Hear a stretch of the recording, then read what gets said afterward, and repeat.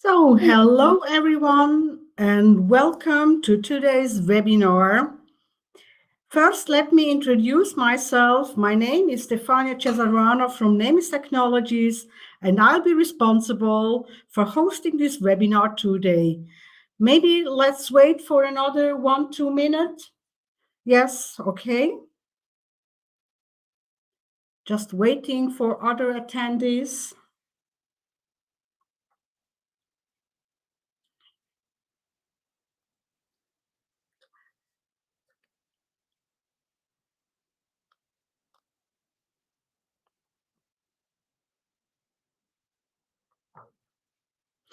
Meanwhile, I explain a little bit. Please engage in real-time discussions by typing your questions in the chat during the presentation, and stay tuned for the Q&A session after the presentation to have your questions addressed directly. If I'm unable to address all your questions within our allotted time due to the limitation, you can find a dedicated Q&A session on the NEMIS Academy website. Well, our topic today is 3 ways to the crisis out of recalls. I'm sure we will learn a lot from Stephanie on that topic, and I'm really interested in this. But first, Stephanie, who are you? Hello, Stefania, and thank you and Alina very much for inviting me to today's presentation. It's been a pleasure, and I'm happy to be here. My name is Stephanie Weinand. I'm the General Manager of Recall Infolink GmbH, based in Munich, Germany, with a mother company, Recall Infolink Inc., based in Boise, Idaho, USA. We're a SaaS company, and our service is to help and support our clients to manage and process their recall. And this takes me right to the beginning of my presentation. Let me share my screen with you. Here it is. Yeah, 3 ways to take the crisis out of recalls. So where we are today, recalls continue to increase, and that is because of numerous reasons. For example, new laws and regulations in different countries, or post-COVID, consumers ordering food online directly from a manufacturer or a huge sale distributor. So that causes a lot of more recalls, and having recalls increased, of course, also the financial and reputational burden increases. The costs are very high for a recall, and losing the trust of a consumer in your company, in your product, has unimaginable consequences for you. Well, it's best to have a proactive approach to overcome that crisis. And congratulations to all of you. You've taken the first approach by being here and listening to this presentation, which I'm very thankful for. And so if you, until this point, worried about a product recall crisis, you can put those fears at rest and listen to this presentation today.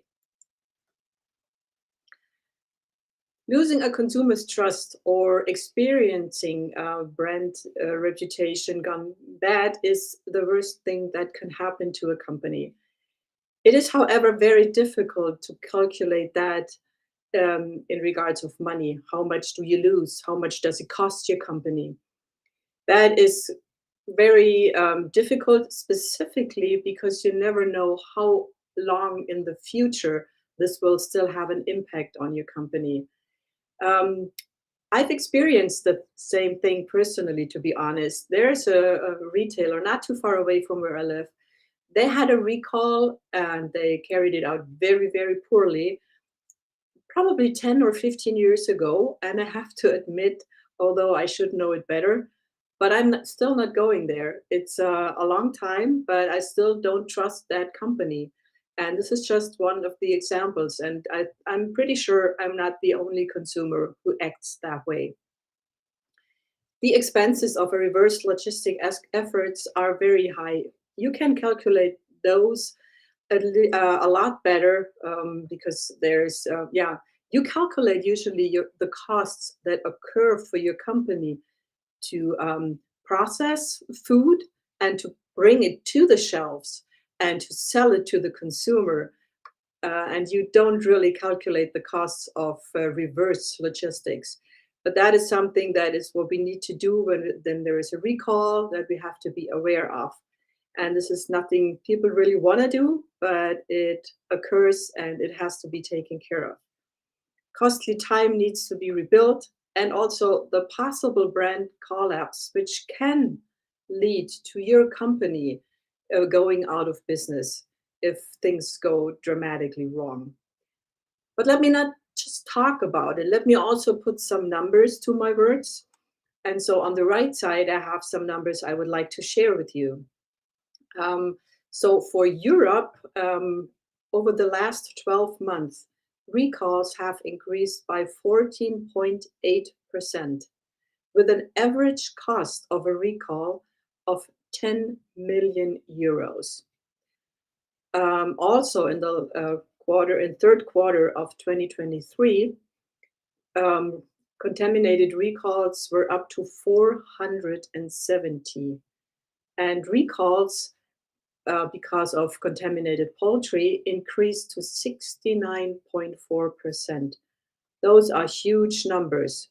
And nailing it down a little bit further to Germany, that's where I got the information from the BWL website. And this is for 2022.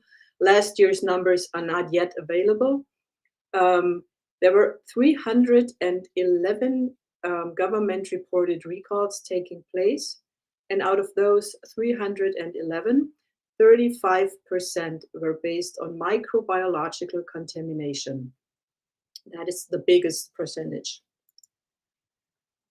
So let's talk about all of that today. And let me share with you my thoughts and my 3 ways out of this crisis. Number 1, create a recall plan that includes your whole supply chain. Number 2, use recall software to do a recall accurately and without human error. And number 3, practice a real-life recall simulation so that you and your team are prepared. And let's now start with number 1, create a recall plan that includes your supply chain. Yes, you need to be proactive communicating with your global supply chain if your company is global. And you need to start by building out a recall plan to empower your team to have the confidence in the tasks they were given and in the things they carry out, because they want to protect the consumers. And since supply chains are global, the consumers can be anywhere in the world. They can buy online all of the products that you're manufacturing, no matter where you are based. So it is essential to include that in your thinking, in your recall plan, that your food can travel anywhere in the world and be purchased, and can, if things go wrong, kill people or create a health hazard. And since you are not only communicating within your company, I mean, everyone has a recall solution. You need to have a recall solution. Mostly, however, those solutions are strictly internal ones. The supply chain, however, as I just said, covers the whole globe. And it doesn't go only from, for example, from a retailer to their point of sales. You need to inform everyone of your supply chain, and you need to make that in a accurate and fast way. So you need to establish clear expectations among stakeholders and suppliers along your supply chain. And this all is so that you can protect your consumers wherever they are located. And of course, by doing so, you want to establish the trust in your brand. You want to make sure that everything goes right and product is taken off the shelves as fast and as complete as possible. But let me not just talk about this to you. Let me also give you an example, a case study of an actual client of ours. And this client, before using our service, had a very unique way of doing recalls. So whenever one of their employees learned about a product needing to be recalled, they would literally, and I'm not kidding you, press a red button. When he did that, a siren would go off. And everyone in the company knew, oh, now we need to take action. There's a product recall. So then tasks would be handed out to people working there. Some would gather more detailed information, and some would call up the customers. This is, yeah, as I said, rather unique and not very effective way of handling a recall.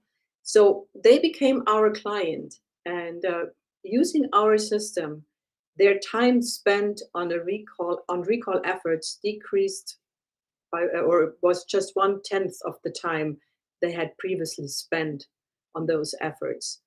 Their labor costs went down by 90%, and overall the data was more accurate. I mean, imagine being in this company and calling up your customers, sharing information, sharing data. And I mean, we all know from our own experiences, being on the phone, talking to someone, the connection might be poor. There might be a lot of background noises, or when you are dealing with sensitive data, you want to get the numbers right. You want to get the information, the instructions right. And you don't want the other person having to come back to you constantly saying, sorry, what did you say? I didn't get that. Can you please repeat? So you want to make sure whatever data you're communicating is accurate, is complete, and most importantly of all, is understood. So that is all been taken care of now for our client, and all of that works just perfectly. Number 2, use recall software to do a recall accurately and without human error. I don't know how it is in Switzerland or any other countries of people attending this webinar. I do know, though, that in Germany, digitalization, well, let's put it that way, there's lots of room for improvement. And this is surprising still, but that's how we are, and we're getting there eventually. I'm sure about that. But there are digital processes, and it makes a ton of sense to make use of those and to change the system, because digital processes make your way of dealing with recalls way faster, accurate, and more efficient. There are tech platforms that you probably haven't heard of, but starting today, you are better informed, you know, at least about our service, and you can take advantage of that. Like sending out notifications. This is what our system does.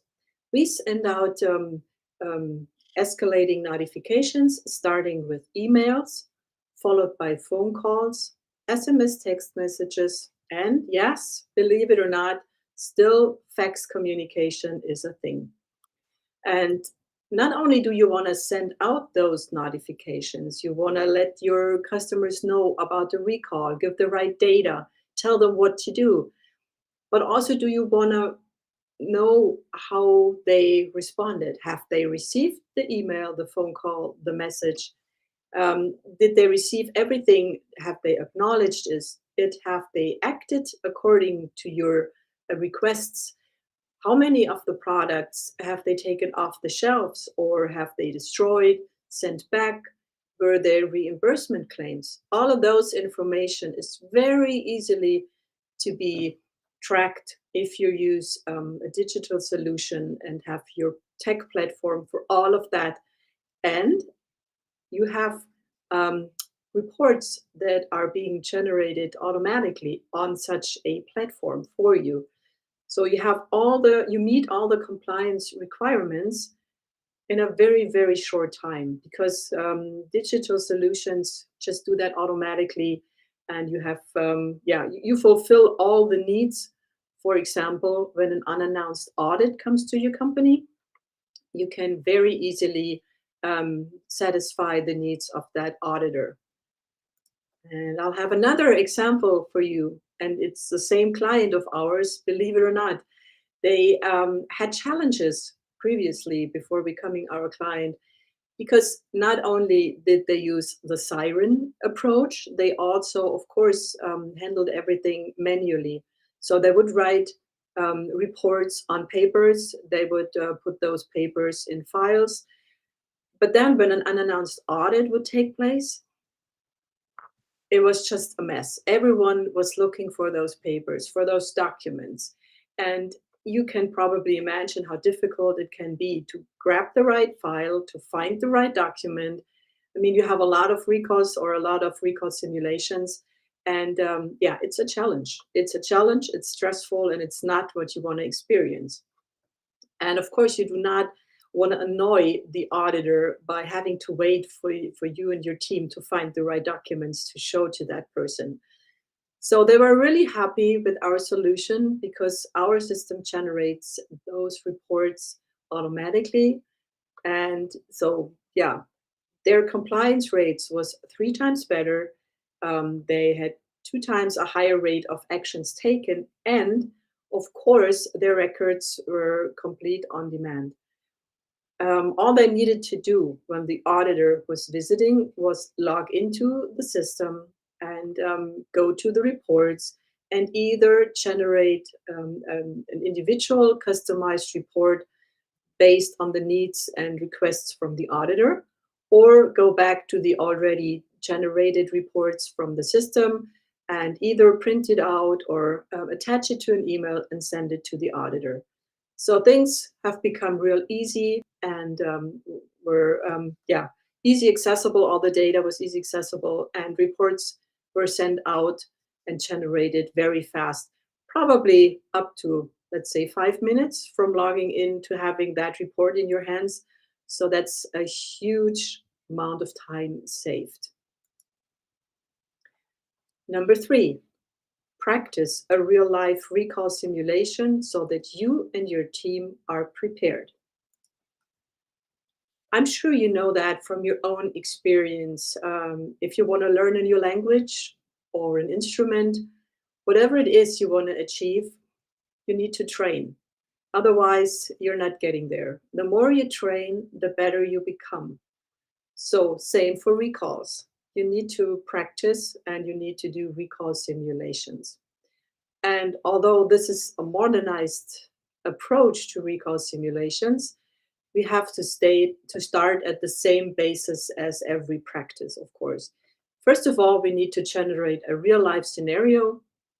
We need to think about the products that need to be recalled, the reasons why they need to be recalled, and what we would like the ones who received the information to do with the products. Donate them, destroy them, send them back, whatever it is we put in that recall scenario.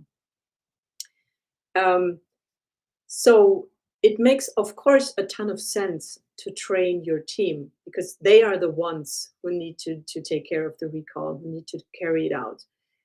However, it makes just as much sense to include your customers along the supply chain. Not only does it show that you care, that your company is prepared, it also helps your customers prepare with you. They know they get the information they need in a way that they need to see them. And they know, okay, we can trust those data. They can practice themselves on how to forward that information to their, let's say, point of sales when they're a retailer. But also they get to practice how to respond back. So they know where to put in the data. And everything will go straight back to your company. And that also is an extra training, has an extra training effect on your team, because now they know, okay, the data has been reported back, but now what do we with that? And they can practice to handle that data and know exactly how to move forward from that point on. And so with this one practice or recall simulation, everyone along the supply chain, and of course, most importantly, your team, is confident, knows what to do. And I mean, recalls, let's be honest, are always a stressful situation, but they don't have to turn into crisis. And after you've done this recall simulation, of course, you need to evaluate on how your team performed. You need to make sure that those gaps that might have come up are closed for the next time you do a recall simulation. And we recommend to do it at least twice a year, so that everyone on the team is prepared. And yeah, you can work on that. You can figure out better ways, and you can help your team be even more confident and feel good about what it is they're doing, and help them perform best when protecting your consumers and your brand, of course.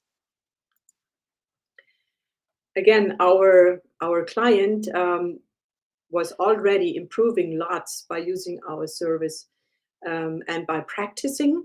Yeah, they were 10 times more efficient in their processes. It took them about 5 minutes to train the responders, which means their customers, because they responded back, and the support rate went down to 0.01%. And that is just amazing.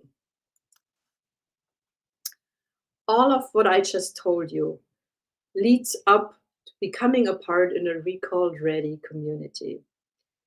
If you do that, you can protect your consumers globally, no matter where they're located and where they purchase their product from, which of course leads to brand reputation, which will be saved and then even supported and grow, because consumers these days put a lot of their experience on social media, and once it's out there, it's really impossible to get it off the internet.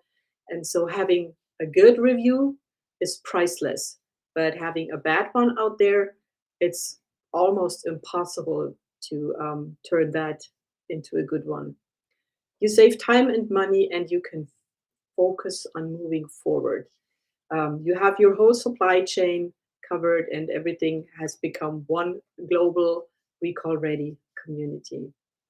And let me assure you that Recall InfoLink meets all of the needs of the entire supply chain by connecting and empowering you no matter what. We're here for you along the way, and yeah, support you. So thank you very much. This has been the presentation, and I think it's time now for the Q&A part.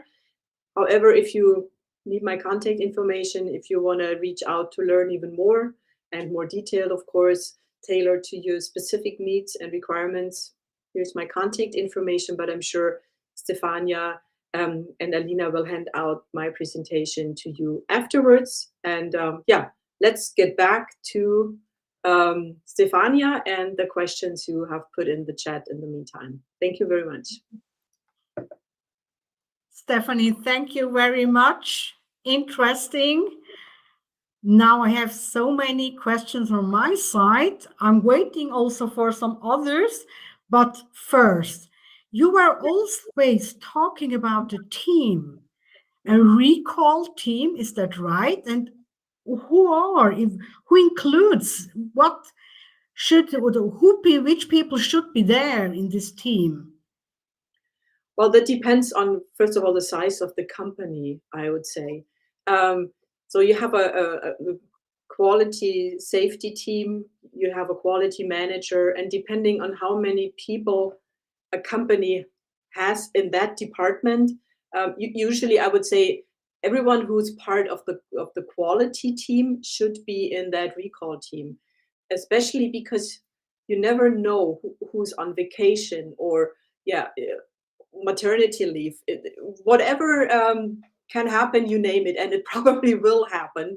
So you want to make sure that everyone on the team is prepared and knows what to do in case a recall happens. Is there also possibilities of kind of a communication manager or also IT being involved? Well, actually, if you have a digital solution like ours, you don't really need IT to be involved that much. I mean, there are specific details like API connectivity, stuff like that. But in general, this is nothing that needs to be implemented into your computer system. What you would get using our service is an account where you can log in and you manage your account with our support, of course, but it is you who manages it. So it's really pretty much a no-brainer with great opportunities, but very easy to use. And there's an onboarding training, and so ongoing support. You can't go wrong with a solution like that. Okay, and there is a question from Claudia. What are the 3 most common mistakes during a recall situation? Well, probably based on panic or not being trained enough. So I would say getting the right information. I mean, not having a typo or some change in numbers or missing out on numbers. The communication part is really important to have accurate data that goes out to the one who needs to see them, to your responder or your customer, so to say. This is, I would say, the biggest mistake if you have any challenges in your information that you spread. Other than that, well, of course, you need to tell people what to do if you're not giving them the right information. That can be a mistake. Of course, very basic, not reaching all of your customers, missing out on some, or informing those who haven't really received the product. Also being clear on why a product needs to be recalled. I mean, it makes a huge difference if it's an allergy problem, if it's contaminated, or if it's, we already seen that before in the past, that products needed to be recalled because the color of the product was not exactly the same. It was a nuance brighter or darker, and so people were expected to not buy it. So it's really important to tell your customers why you're recalling a product so that they can act accordingly. Okay, thank you very much. Me, myself, I have some experience in digitalization as I'm coming from the lab management. Question, data security. You're saying it's not integrated in some kind of ERP or a laboratory information system. Well, what about the security of the data? I mean, this is heavy, what you are doing, or all the information they are getting in that software. Absolutely. And I know that this is a very valid concern, and we take that very seriously because we know that this is sensitive data that we're dealing with. So we are GDPR compliant. We're very proud of that this has all been covered. And also the data is based, or it stays in Europe. We have an AWS account in Frankfurt. So nothing travels anywhere else. It stays in Europe. And it's, of course, all we can do is make sure, and this is the most important thing for our head of IT. He's very strict with security, data security, and kind of training all of us to always be careful in what we do and how we do it. So from internally, we take real good care of that. But other than that, of course, our clients, they usually, well, not usually, you need to have a CRM and ERP system to use a digital solution. And so you can either upload information to this one specific recall or recall simulation, or you use an API connectivity. And so this is how the data kind of gets transferred into your account using our platform. And all I can assure you is that we take it very, very seriously, and we do everything to protect your data. Of course, it can also kind of leak from within our client, him or herself. But when it comes to the system, to what we can do to protect sensitive data, we do everything to make that sure, because we know how important that is and how sensitive. Yeah, you're really right. Thank you for that answering. I have more questions, Stephanie. I'm not going anywhere. We could talk a long, I know that, the whole day. About implementation. Well, a company just thinks now, great, calling Stephanie, we want this. How long does it take? I know it depends on the sizes of the sites and so on, but how long does it take implementation of this software? To be honest, it more or less depends on the needs and requirements of our clients, I would say, and the size of the company, of course.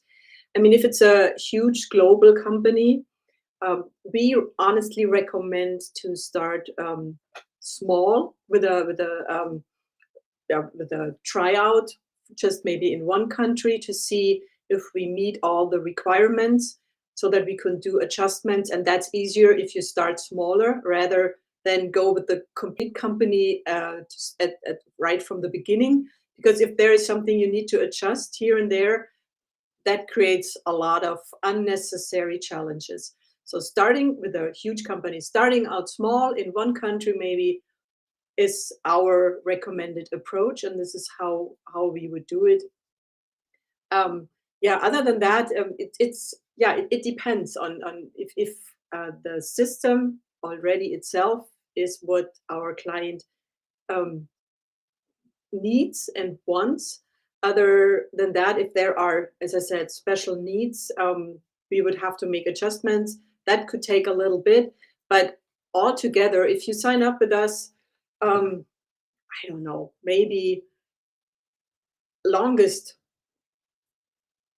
2-3 weeks maybe, and that should do it. It's well, if everything, if you can use everything as it is and no adjustments, customization is needed, you can sign up and use it the same day, right? I mean, it's just you set up your account and you can get going.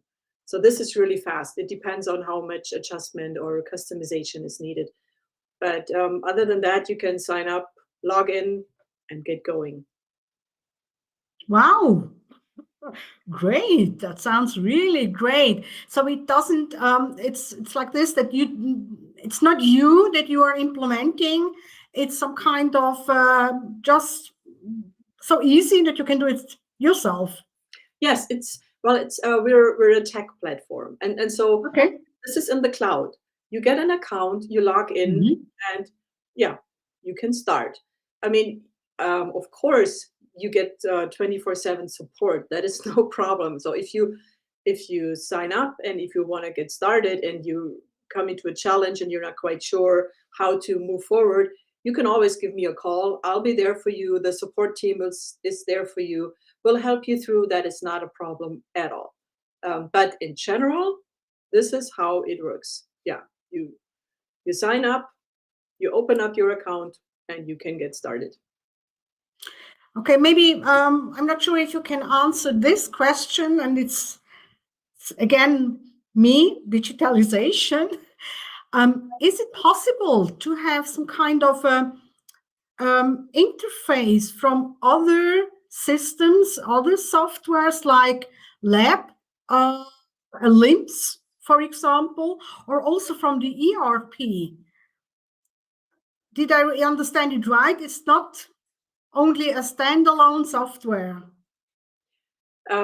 Yes, it is a standalone software, but I mean, I'm not quite sure where you're aiming at. If you, for example, want to include testing results to a recall, that can be uploaded and that can be attached, no problem at all. You can add attachments to the communication. So you usually all you need are three things: the product that you're recalling, the people who received it, the companies who received it, and you need to give instructions about what to do with the product.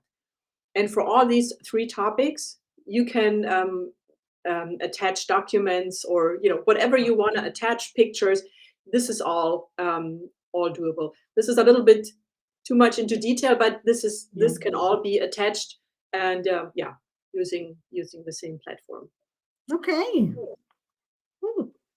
I want now also to use this.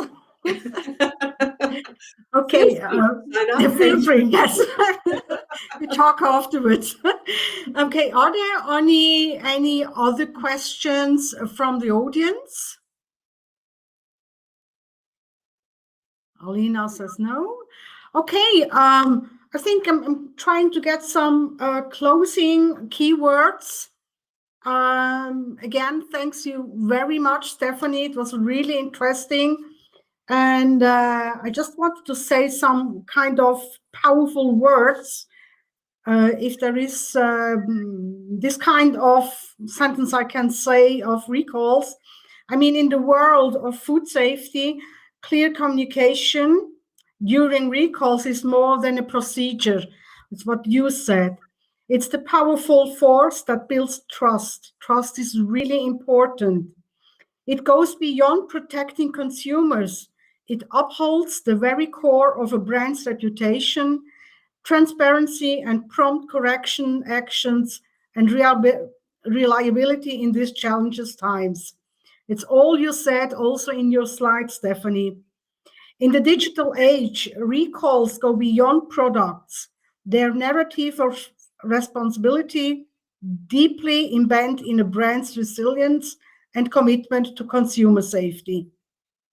In the realm of food safety, the ability to recall is the mark of responsibility, and a robust recall process is the guardian of consumers' trust, ensuring swift action in the face of uncertainty, safeguarding the integrity of our food supply chain. I think this is the more than three ways to take the crisis out of recalls. And Stephanie, thanks again. From my side, Alina. Yeah, thank you so much for having me. And couldn't have summarized it any better than you just did, Stefania. It is just, as in so many other things, doing a training and have your staff ready and prepared, be recall ready, have faith in what you're doing, and that's essential. That's what you need. And going digital also, a very, very important thing these days. Great, thanks a lot. The recording will be on our website of NEMIS Academy, and please look forward for the other webinars. We will see in 2 weeks' time, talking about bacteriophages with our product manager, Lukas Richter. Stephanie, thanks a lot. Thank you, Stefania. Have a great day. Bye to all.